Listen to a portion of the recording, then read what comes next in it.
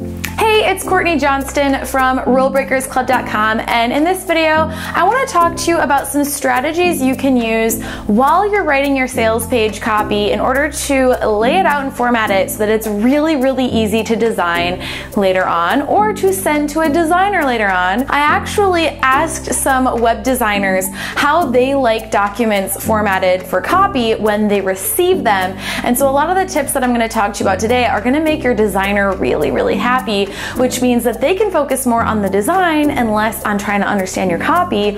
Or if you're designing your own sales page, you can cut your work time by half. You'd be amazed by some of the sales pages that people have told me they've received for design. I had designers tell me that they've received sales pages handwritten, totally 12-point font with no paragraphs or sections or headlines or anything.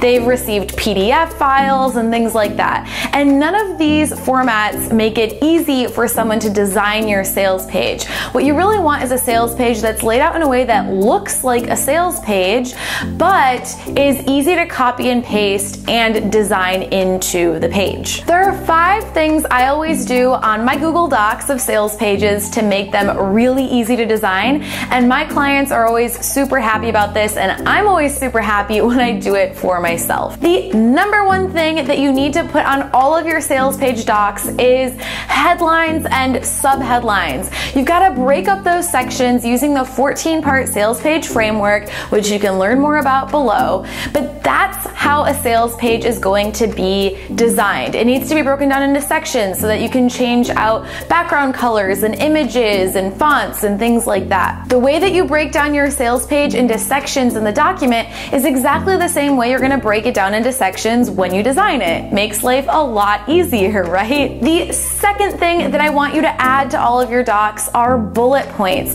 I want you to do this from a copywriting perspective, and sometimes designers, while they can make things really beautiful, don't always make them as strategic as they can be. And so some of these things are for the copy to really stand out as well, and make sure that you have full control over what elements you want to be put into bullet points to make them really scannable.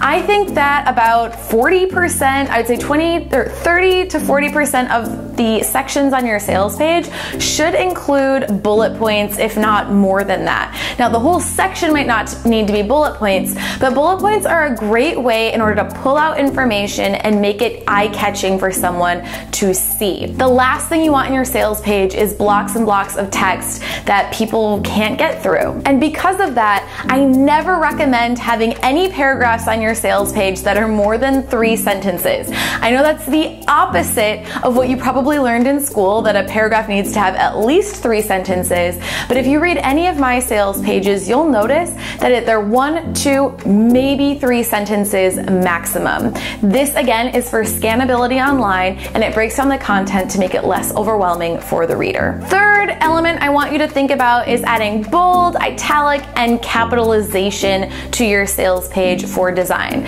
So one way that I always use boldings on sales page is to either anchor the beginning of a bullet point or a paragraph, so to bold just the first intro sentence of the paragraph to make the eye be drawn to that sentence or to that first intro of the bullet point.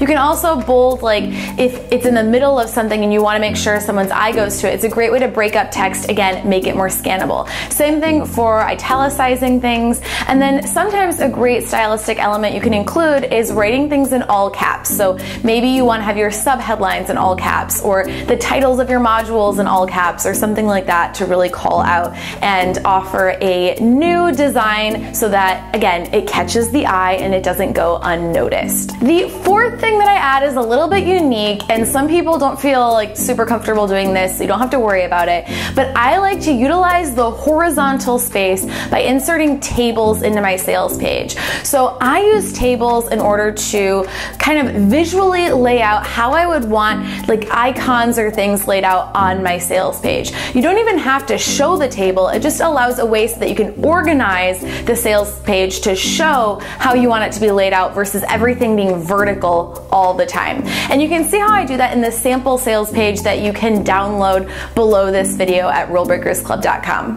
The final thing that you need to add to all of your sales page documents are notes on where you want specific elements inserted, like buttons or images and graphics and icons. So make sure that wherever you want something inserted, you either highlight that text to make sure that it doesn't go unnoticed, you bold it, you make a comment on the Google Doc or something like that, so that when you go to design your sales page, you don't forget to add those elements. Again, I have a sample sales page below that you can download. It's a Google Doc that you can copy and use in order to show you exactly how I lay out sales pages in Google Docs for all of my clients and myself. I hope you love it, and I will see you next time.